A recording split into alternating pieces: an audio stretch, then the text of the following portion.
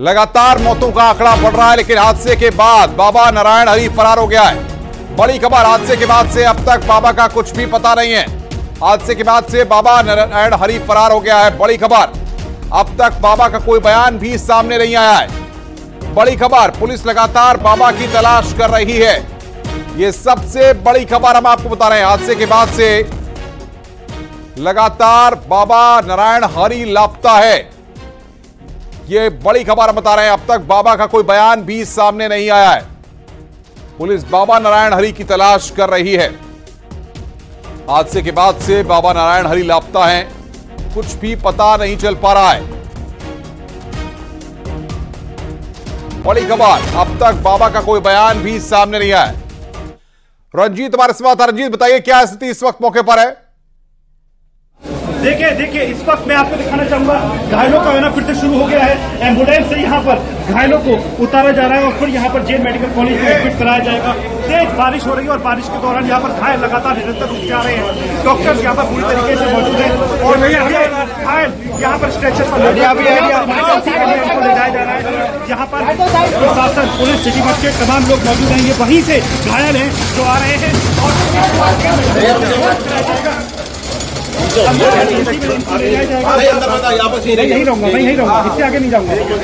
ठीक मैं यही हूँ। देखिए घायलों को यहाँ पर ले जाया जाएगा और यहाँ से ले जाने के बाद इनका यहाँ पर इलाज कराया जाएगा।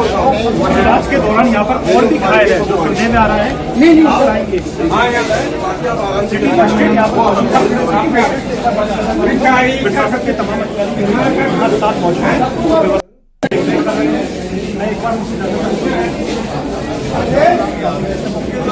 क्या व्यवस्था है यहाँ पर देखने को मिल रही है? कितने घायल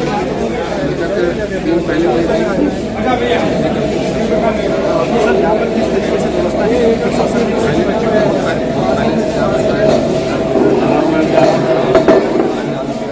अभी आना सर क्या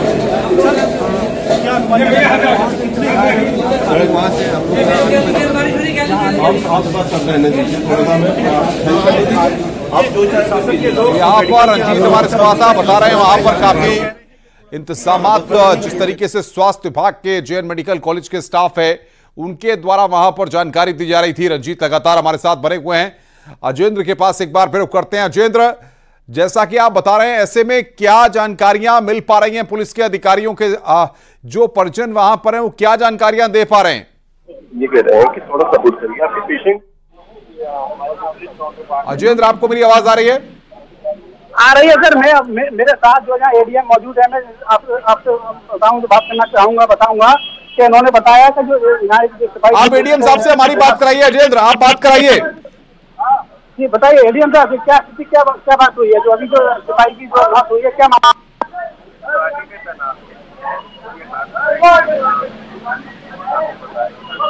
साहब ने बताया कि हार्ट अटैक हुआ था उनको, इसलिए इनका भर्ती कराया गया था इमरजेंसी में। इसके बाद उनके डेथ।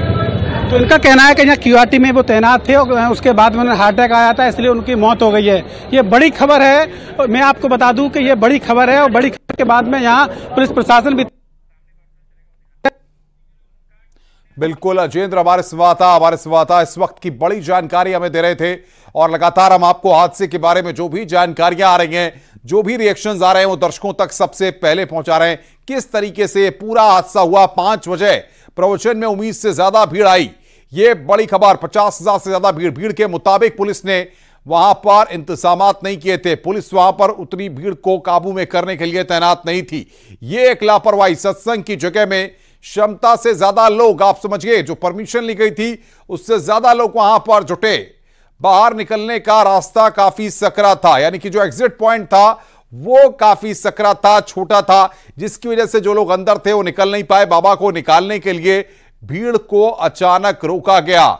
ये बड़ी खबर हम आपको बता रहे हैं। 5 वजह हाथरस हादसे की, ये 5 वजह हम बता रहे हैं आपको कि किस वजह से यह हादसा हुआ है। ये 5 वजह और जाहिर तौर पर जवाबदेही तय होनी चाहिए, क्योंकि जिस तरीके की लापरवाही बढ़ती गई है, सवाल यहां पर 122 मौतों का जिम्मेदार कौन है? अगर अभी यह आंकड़ा है, लगातार मौतों का आंकड़ा बढ़ रहा है, ऐसे में सबसे बड़ा सवाल यह है कि इन मौतों का जिम्मेदार कौन है? क्योंकि जिस तरीके से यह हादसा हुआ, सवाल यहां पर यह है कि अगर पुलिस और प्रशासन की जो जवाबदेही है, जिम्मेदारी जो है, अगर यह गंभीरता दिखाई गई होती, अगर पहले से गंभीर होते और वहां पर पुलिस और प्रशासन ने बाकायदा बंदोबस्त किए गए होते। सवाल यहां पर यह, जब अनुमति ली गई है और अधिकारियों ने, एलआईयू ने तमाम जो रिपोर्ट्स दी जाती हैं उसके बाद मौका मुआयना किया होता जहां पर इस कार्यक्रम का आयोजन था, जहां पर 50,000 लोगों की भीड़ जुटनी थी, क्या वहां पर जाकर के अगर परमिशन देने से पहले चीजों को देखा जाता कि अगर रास्ता सकरा था, कि अगर वहां पर इन लोगों को 50,000 लोगों को आने के बाद बाहर एक साथ निकलना होगा तो उस समय भगदड़ जैसे हालात तो नहीं होंगे, क्योंकि उत्तर प्रदेश में कोई पहला हादसा नहीं है। इससे पहले भी कई जगहों पर, प्रतापगढ़ में हमने देखा था, वहां पर भी इस तरीके का हादसा सामने आया था। तो सवाल यहां पर यह है कि इस तरह के धार्मिक कार्यक्रम, इस तरह के प्रवचन, इस तरह के सत्संग के दौरान जब अनुमति दी जाती है तो इन बातों का ख्याल क्यों नहीं रखा जाता। आसपास के ग्रामीण क्षेत्रों से, दूर दूर से लोग बड़ी संख्या में यहां पर पहुंचते हैं प्रवचन सुनने के लिए। और ये बड़ी खबर एक और है, यहां पर लगातार हमारे पास आ रही है। हादसे के बाद हरि नारायण कहां पर हैं, किधर हैं बाबा, भोले बाबा जिनका प्रवचन सुनने के लिए लोग दूर दूर से पहुंचे थे, आसपास के जनपदों से पहुंचे थे, आसपास के इलाकों से पहुंचे थे।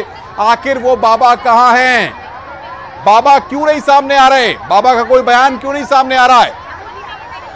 इतनी मौतें होने के बाद भी बाबा का कुछ अब तक पता नहीं है। करीब 50,000 लोग वहां पर पहुंचे थे, ऐसे में अफसरों को भीड़ की क्या जानकारी नहीं थी, जबकि एलआईयू ने सूत्र बता रहे हैं कि इस बात की रिपोर्ट दी थी। हादसे के बाद से बाबा नारायण हरि लापता हैं, कुछ पता नहीं चल पा रहा है। हादसे के बाद से अब तक बाबा का कोई बयान सामने नहीं आया है। पुलिस बाबा नारायण हरि की तलाश कर रही है। अलीगढ़ जाऊंगा। क्या सूचना मिली, प्रशासन ने क्या इनपुट दिया अभी तक आपको? अरे इनपुट दिया है, मैं बता तो रहा हूँ। 27 डेड बॉडी है वहाँ, 4 घायल थे। डेड बॉडी की पोस्टमार्टम प्रक्रिया शुरू हो गई है, घायलों का उपचार हो रहा है। 50 से 60 लोग इसमें कैजुअल्टी हुई है। अब मैंने कह रहा हूँ डीएम के बयान को डीएम जाने, मैं जो देख के आया हूँ मैं वही सामने आ रही है। क्या करिएगा सर प्रशासन? मैंने एक बात कही, दोनों की 2 वरिष्ठ अधिकारी हैं, कमिश्नर अलीगढ़ और एडीजी पुलिस आगरा, दोनों की अध्यक्षता में कमेटी बना दी है अलग अलग। जो रिपोर्ट आएगी, जो दोषी होगा उसके खिलाफ सख्त कार्रवाई करेंगे। देखिए, दोषियों के खिलाफ कार्रवाई। तो ये बड़ी खबर यहां पर लगातार हम आपको बता रहे हैं। लक्ष्मी नारायण को आप सुन रहे थे कि किस तरीके से तमाम जो रिएक्शंस हमारे पास आ रहे हैं उनको भी हम दर्शकों तक पहुंचा रहे हैं। लेकिन लगातार सबसे बड़ा सवाल यहां पर यह है कि शवों की संख्या वहां पर बढ़ती जा रही है और पोस्टमार्टम के लिए भी व्यवस्थाएं वहां पर की जा रही हैं। अलीगढ़ में भी बड़ी संख्या में लोगों के पहुंचने का सिलसिला यहां पर जारी है। जेएन मेडिकल कॉलेज में लोगों के पहुंचने का सिलसिला लगातार जारी है। तो लगातार इस वक्त की सबसे अहम और बड़ी खबर हम आपको बता रहे हैं, किस तरीके से यह हादसा हुआ और उसके बाद लोगों के पहुंचने का सिलसिला यहां पर जारी है। हाथरस में बहुत बड़ा हादसा हुआ है और हादसे के बाद से बाबा नारायण हरि फरार हो गया है, लापता हो गया है, कुछ नहीं पता लग पा रहा। बाबा हाथरस से बाहर निकल चुके हैं, बाबा का फोन भी बंद है। ये बड़ी खबर हम आपको बता रहे हैं। लगातार संपर्क यहां पर प्रशासन के लोग भी कर रहे हैं, लेकिन बाबा से कोई संपर्क यहां पर नहीं हो पा रहा है। ये बड़ी खबर हम आपको बता रहे हैं। सत्संग में जिस तरीके से हादसा हुआ, अब तक बाबा का कोई बयान सामने नहीं आया है। इतनी मौतें हो चुकी हैं, लगातार उनके परिवार के